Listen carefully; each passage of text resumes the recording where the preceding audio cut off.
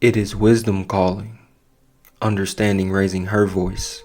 She takes her stand at the topmost heights, by the wayside, at the crossroads, near the gates at the city entrance, at the entryways. She shouts, "O men, I call to you." My cry is to all mankind. O simple ones, learn shrewdness. O dullards, instruct your minds. Listen, for I speak noble things. Uprightness comes from my lips. My mouth utters truth. Wickedness is abhorrent to my lips.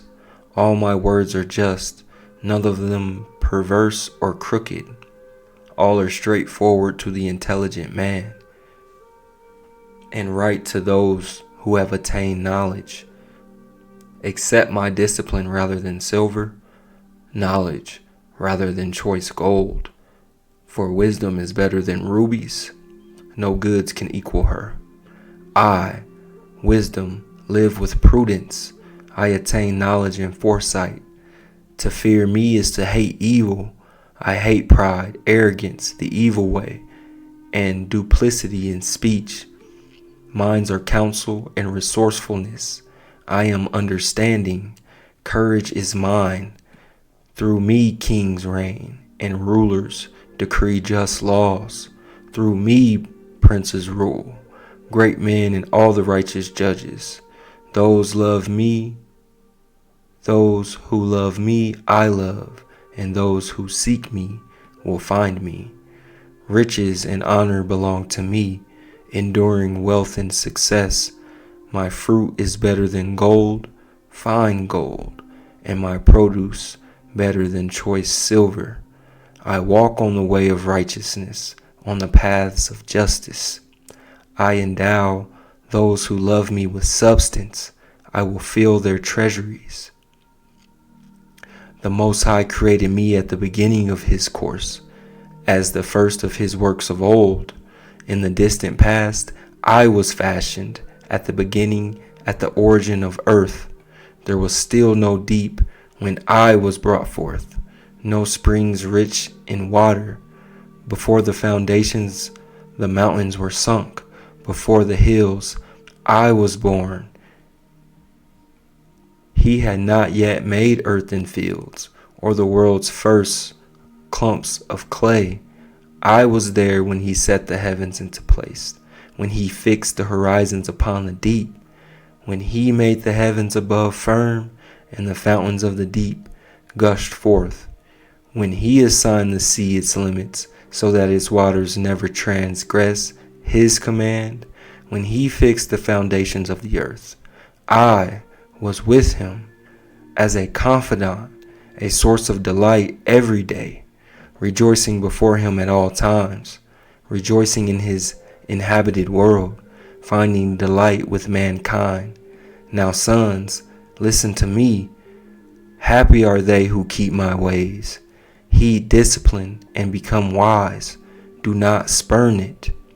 Happy is the man who listens to me, coming early to my gates each day, waiting outside my doors. For he who finds me finds life and obtains favor from the Most High. But he who misses me destroys himself. All who hate me love death. Just another one from Mama. We're just talking section 107 of the Copyright Act. Criticism, comment, news reporting, teaching, scholarship, and research. You know how we do. You are now tapped in with Dragon Canoe. Episode number 43.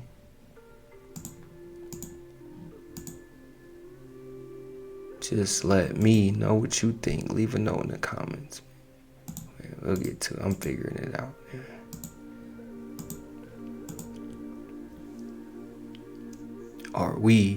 Are you the Dracons, the dragons found in the Americas? Let me know what you think. Leave a note in the comments. We're back with another one. We're just gonna close the curtains one time for the one time, man. And y'all gonna mess around and find out today. Episode number 43. Let's get it.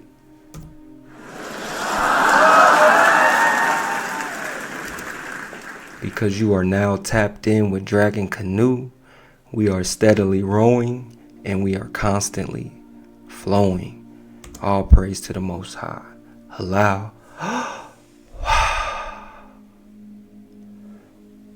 To American blacks, the nation to the north emerged as the promised land. We're just jumping right into it. We're following the drinking gourd. Almost immediately, large numbers of blacks began heading for Canada, following the Big Dipper in the Ursa Major constellation. A line drawn from the two stars at the right end of the Big Dipper's bowl leads north to Polaris, the guiding North Star. As the song proclaimed, they followed the drinking gourd.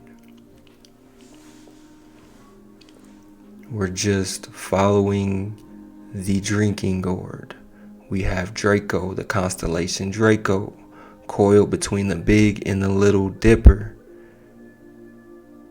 We're just following the drinking gourd. Simple as that.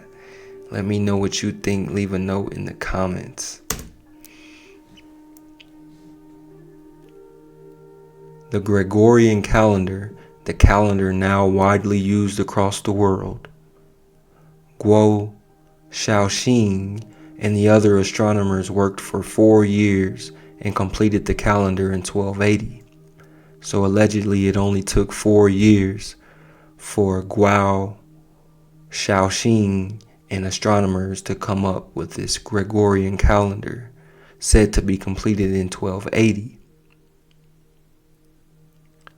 They made numerous calculations converting the data of the ecliptic coordinate and the equatorial coordinate systems, and used twice interpolations to solve the variations in the speed of the sun's movement, which affected the accuracy of the calendar, they say. The calendar was unprecedented for its time. Again, they just following the drinking gourd. Simple as that. So we have the Gregorian calendar, which puts us at the year 2023, they say. But that's just if we're following the Gregorian calendar. If we're following the Assyrian calendar, we're about 4,500 years in the future. If we're following the French Revolutionary calendar, we're about 2,000 years in the past. So you tell me what's really going on here. And why do we follow this Gregorian calendar that puts us at 2023? So let's get some orientation and find out what's really going on here. Let me know what you think. Leave a note in the comments. The calendar was unprecedented in accuracy, they say.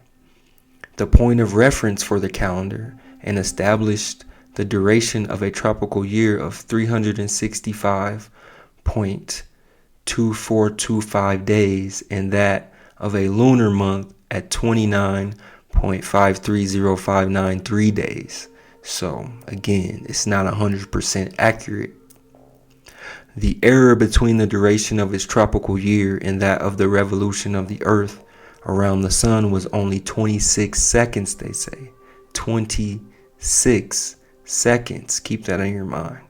The calendar was named the Shaoxi, meaning measuring time for the public. So again, this orientation that you have today was given to you. You didn't inherit it. It was given to you, meaning measuring time for the public. Issuing calendars was the prerogative of the emperor alone. So it was the emperor's responsibility to make sure y'all had orientation, to make sure that you followed this system of measuring time. But as we can see, they say it was accurate, but you follow one calendar, you're about 4,500 years in the future. You follow another, you're about 2,000 years in the past. So you let me know what you think. Leave a note in the comments. Comets were able to predict eclipses and comets, a sign that the emperor enjoyed heaven's mandate. So we're talking mandate of heaven here. And the Shaoxi calendar, which was produced by Guo Shaoxing, which officially adopted by the Ming Bureau of Astronomy in 1384. So around these medieval ages, they're trying to establish orientation for you, so you have a fixed position in which you can start to create history.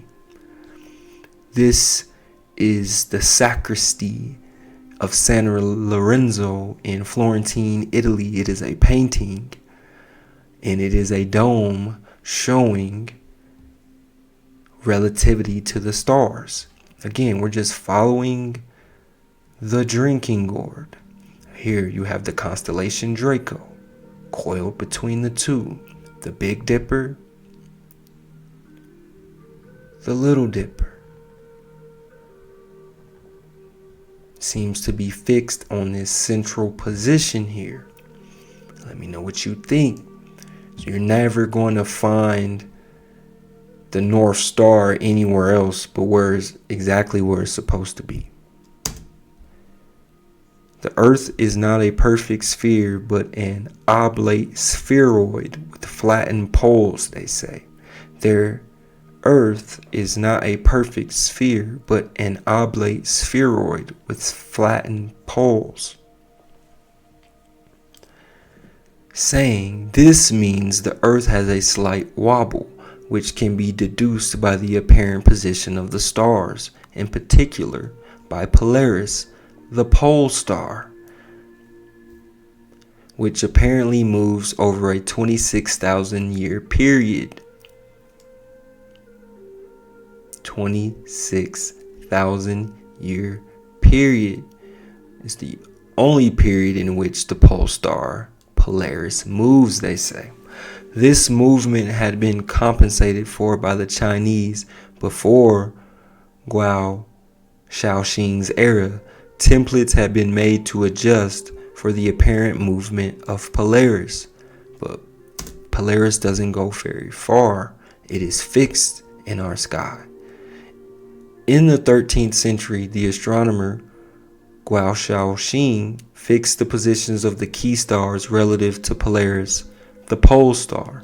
So everything, orientation, is adjusted relative to Polaris. Again, we're just following the drinking gourd here. Polaris appears on an extension of the Earth's axis, billions of miles away above the North Pole. Because of the Earth's rotation, the heavens appear to rotate around Polaris. Again, Polaris is fixed. It does not move. Because of the Earth's rotation, the heavens appear to rotate around Polaris. The farther north one goes, the more of the heavens one can see. Let that settle in. The farther north one goes, the more of the heavens one can see. A green dragon in the northern lights.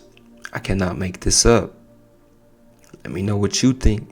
Leave a note in the comments.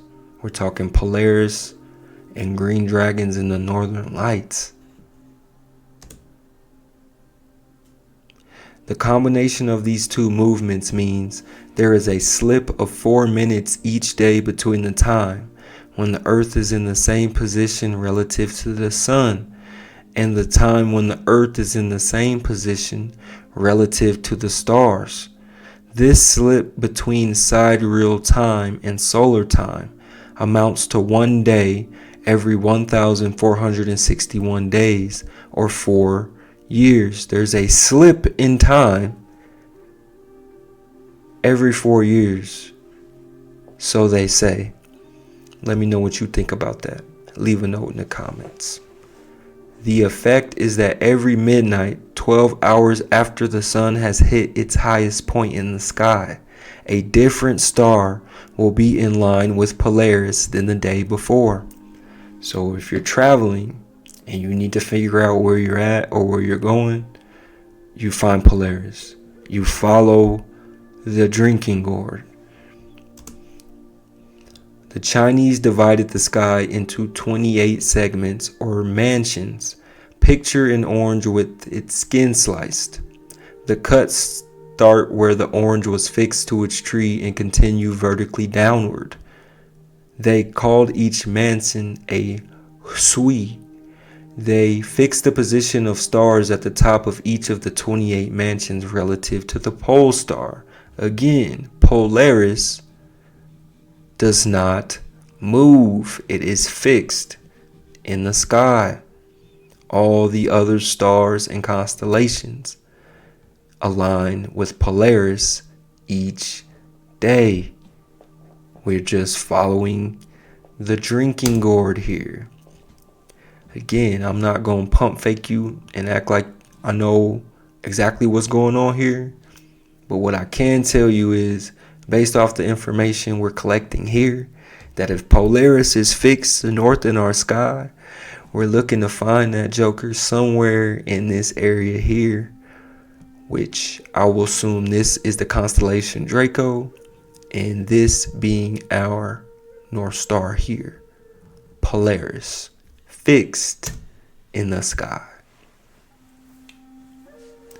The answer becomes clear when Polaris is considered. Polaris is at 90 degrees elevation at the North Pole and 0 degrees at the equator. Thus, the height of Polaris in the sky equals latitude. By measuring Polaris's height, a navigator could ascertain his latitude. The best stars to determine longitude would be at right angles to Polaris. That is, stars with right ascensions of 90 and 270 degrees. So you determine your latitude, you determine your longitude. With Polaris, we're just following the drinking gourd, as did Don Cristo Colombo. For as much as you, Christopher Columbus, are going by our command with some of our vessels and men to discover and subdue some islands and continent in the ocean, and it is hoped that by the Most High's assistance, some of the said islands and continent in the ocean will be discovered and conquered by your means and conduct. And we, being willing to honor and favor you for the reasons aforesaid, our will is that you, Christopher Columbus, after discovering and conquering these said islands, that you shall be our admiral of the said islands, and continent you so shall discover and conquer, and that you be our admiral, viceroy, and governor in them, and that for the future you may call and style yourself,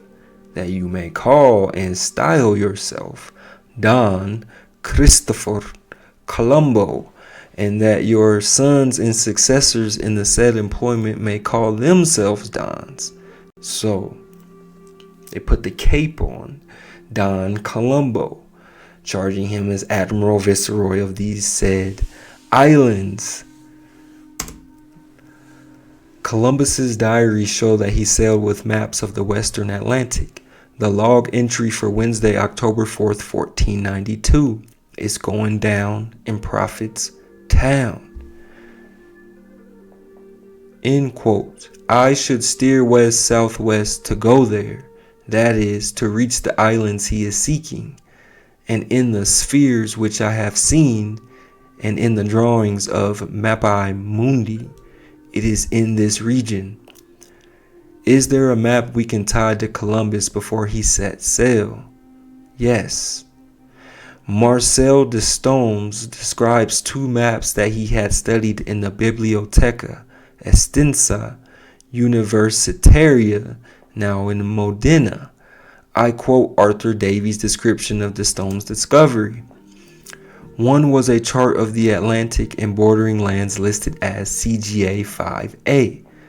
This map originally extended further northwest and south, but had been cut so that it now extends from Normandy to Sierra Leone and eastward to Naples and Tunis.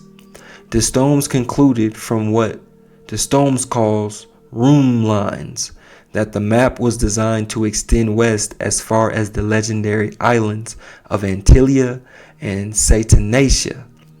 He Destomes assigned this map without hesitation to Bartholomew Columbus, Christopher Columbus's brother, on the basis of his excellent lettering and his Genoese style of cartography. So, these so-called room lines, there lay these legendary islands of Antilia and Satanasia in so-called America. Christopher Columbus and his brother got the drop.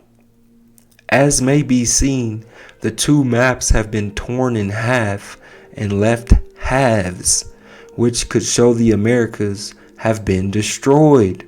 Let that sink in. So there's two maps, they say, that were torn in half, which could show the Americas, but yet that half of the map have been destroyed. Let me know what you think. Leave a note in the comments. We can say for sure this tear is deliberate.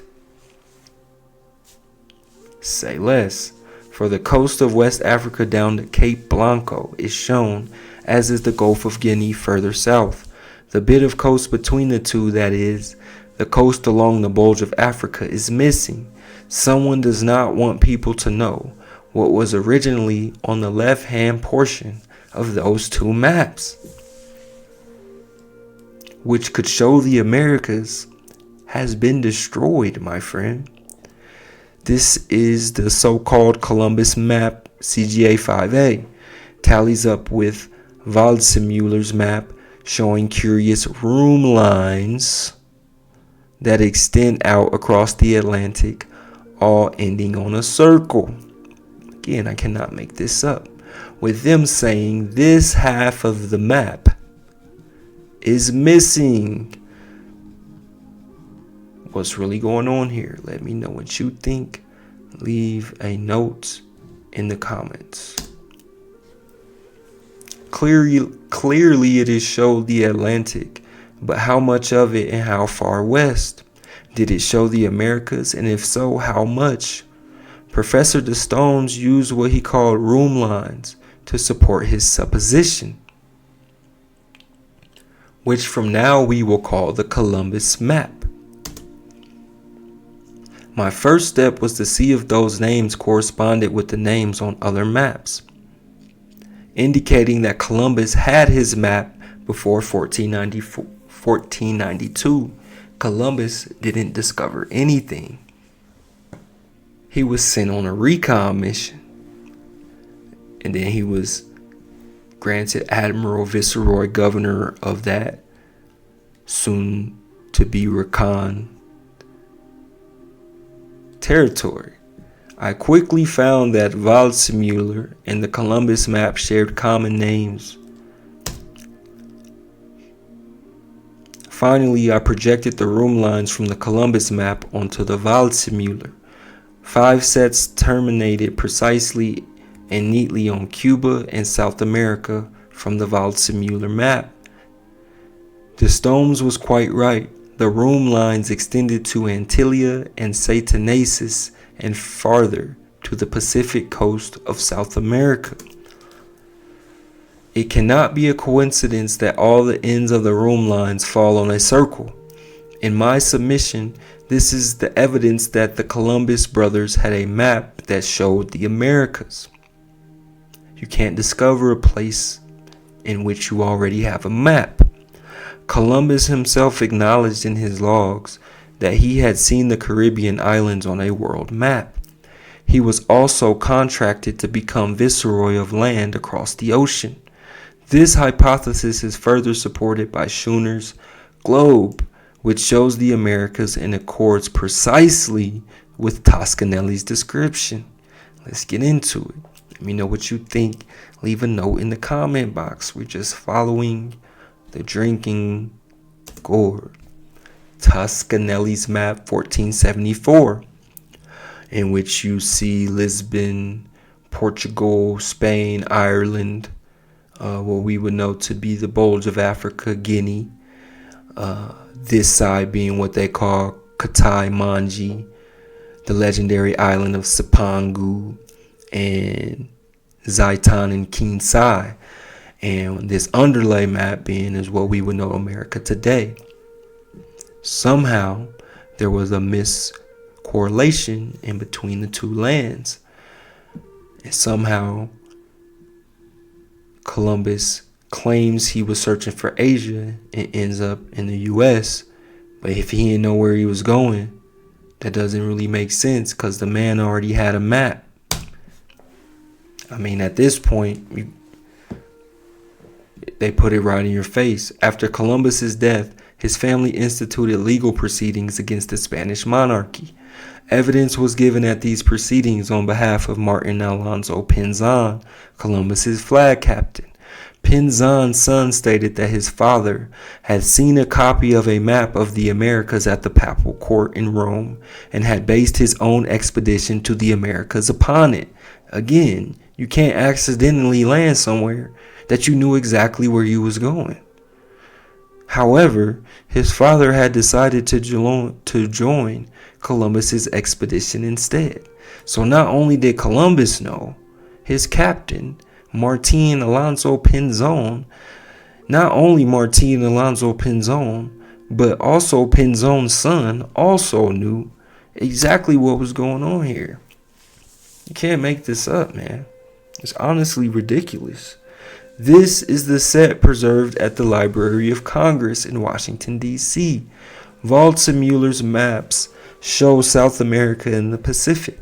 The first question is, how did Waldseemüller know of the Americas and the Pacific before Magellan even set sail?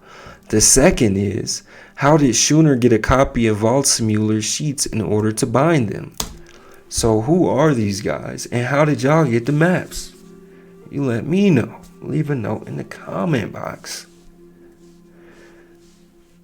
There is a globe that is owned by the James Ford Bell Library in Minneapolis. They say, in the summer of '04, I carefully examined Waldseemüller's map.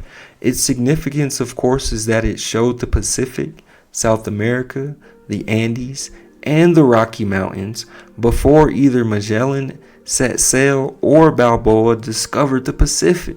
So how do you discover a land in which you already have found? It showed the Pacific, South America, the Andes, and the Rocky Mountains before either Magellan or Balboa discovered the Pacific. You let me know. So it appeared someone had been in the Pacific before Magellan and had mapped 23,000 miles of American coastline. What's going on here, fam? On the map, the Americas look nothing like the continents. They appear more like an elongated snake. Again, we're just following the drinking gourd here. Staying in check, searching for the Melchizedek. As a consequence, a degree of longitude near the equator was some 10 times what it is near the poles, and conversely, a degree of latitude near the poles was some 10 times what it was near the equator. Even more curious, longitude scales varied from one part of the map to the other at the same latitude. Again, appears as an elongated snake, with the Rockies, the Rocky Mountains, and the Andes already being mapped out. The so-called Gulf of Mexico, we got what we would know as the Raspadura Canal here, cutting through central Mexico and South America. Let me know what's going on here. We got the Strait of Magellan here. I want to say this is Waldseemüller's map. So how did this clerk in holy orders with no known knowledge of map collecting or cartography, working in what was then landlocked backwater of St. Di, manage to produce a globe with the first accurate description of the Americas?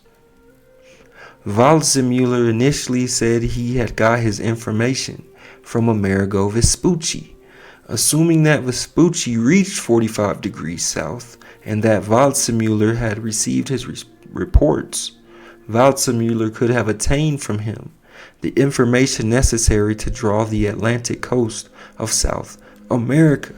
So Vespucci got it from Waldseemüller, and Waldseemüller got it from Vespucci, and Columbus got it from Don Julio, man, you let me know, man, what's really going on here. Yet Vespucci never claimed to have reached the Pacific. He specifically told the Florentine ambassador that he had failed to find the passage that led from the Atlantic to the Pacific, the passage we now call the Strait of Magellan, aka the Dragon's Tail. We're talking dragon tails.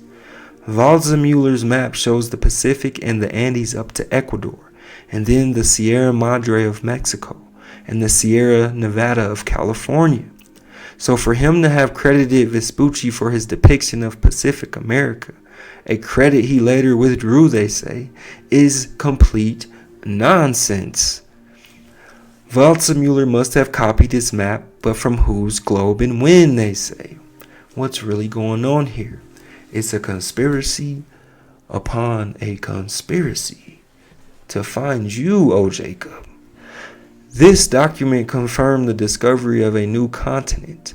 The second document was a marine chart published in a cartographic workshop in Lisbon, on which was printed the information given in the accounts of Vespucci's voyages. So it's all documented. We know exactly where you are, O Jacob, and we coming to find you. On receipt of these documents, Martin Waldseemüller constructed a little terrestrial globe on which he showed 4 continents. The new continent in the western Atlantic he named America, shown twice. America. What we know to be the Raspador Canal, Panama Canal type, Strait of Magellan, Gulf of Mexico. You let me know what's going on. These are Schooner's green globe.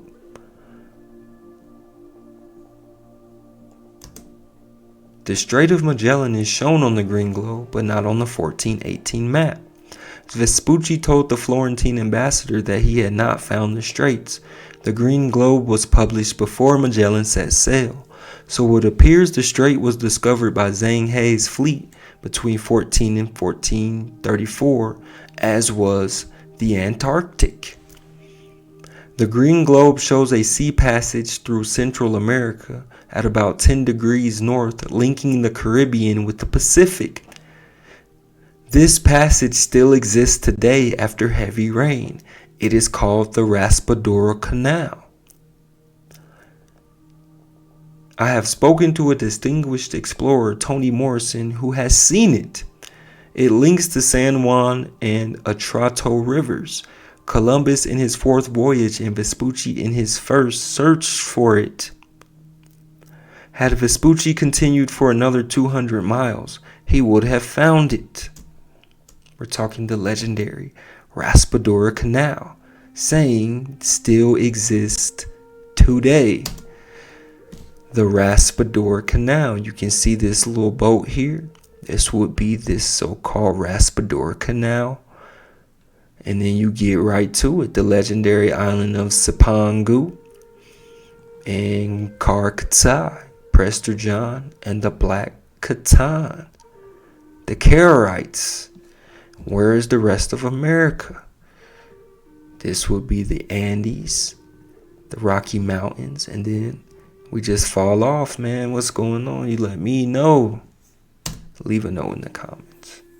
Columbus knew where America was. He knew where America was. Let that sink in. Similarly, Magellan knew that by sailing along the coast of South America, he would find the strait leading to the Pacific, which he could then cross to return home via the Spice Islands. To certify that the emperor had continued to hold the mandate of heaven during that period, the calendar would also need to show that the prediction of solar and lunar eclipses, comets, positions of planets and stars, and untoward lunar conjunctions had been accurate through those 36 years. Thousands of pieces of astronomical data had to be included. So again, these so-called maps, if you really dig into them, they're all oriented to the pole star, Polaris, the drinking gourd. However, the calendar also had to predict the future. This required that it contain astronomical calculations of the accurate positions of sun and moon tables of the 5 planets, the positions of stars and comets, dates of solstices and equinoxes, and a method of adapting those dates and times to the latitude of Florence. We know from the Yuan Shilu, the official history of the Yuan dynasty, that this astronomical data was included in the Shaoxi calendar, right? The Shaoxi, meaning measuring time for the public, man. Let me know what you think. What's the real orientation here, and really what's going on in the Americas, man? Let me know. Jane Jervis, in, I quote, Toscanelli's commentary observations, examined Toscanelli's surviving manuscript. She compared the writing on the folios with that on the letters from Toscanelli to Columbus and Canon Martins, and concluded that all but 3 of the folios were written by Toscanelli. Jervis then compared Toscanelli's study of 2 comets, one in 1433 before the visit and another in 1456 after the visit. This is in stark contrast with Toscanelli's treatment 23 years later of the 1456 comet. Folios 256 or 246, 252, and 257 contain a wealth of evidence. For the 1456 comet, he uses a Jacob's staff. Times are now given, as are the declination and right ascensions of the stars. To achieve this radical improvement in technique, Toscanelli must have had a clock and an instrument to show the position of the comet relative to stars and planets. If true, James Beck's deduction that Alberti was assisted by Toscanelli in drawing the precise positions of stars, moon, and sun on the dome in the sacristy of San Lorenzo similarly suggests a great leap in Toscanelli's scientific capabilities, they say. We're talking the sacristy in San Lorenzo. We find our orientation. You find Draco. You find the North Star Polaris. And our central location right about here. Let me know what you think. Leave a note in the comments. I cannot make this up. This is found in Florentine, Italy. This is also where the Medici family is buried. Again, you find Draco. You find Polaris, the North Star. You find Polaris. You find the Big Dipper. You got the Little Dipper, man, with the constellation Draco coiled between the two. Each of the instruments Toscanelli used in his observations at Santa Maria del Fiore, a camera obscura, a gnomon, and a clock, also a Jacob's staff and a clock, the declination of the sun, obliquity of the ecliptic passage of comets, ephemeris tables of the stars and planets were contained in the 1408 Shaoxi astronomical calendar. He published a dozen mathematical and scientific treatises. He collected works were contained in the Incunabula, published before 1476 and sadly now lost, they say. In his later life, he believed that the earth was not the center of the universe and was not at rest. Celestial bodies were not strictly spherical, nor were their orbits circular. Again, he believed that the earth was not the center of the universe and was not at rest. Celestial bodies were not strictly spherical, nor were their orbits circular. Finding he published in 1436 in his Repartio Calendari. This realization led him to his revolutionary theory that the earth was not at the center of the universe, was not at rest, and had unfixed poles. His work had a huge influence on Regiomontanus, not least in saying, the earth, which cannot be at the center, cannot lack all motion.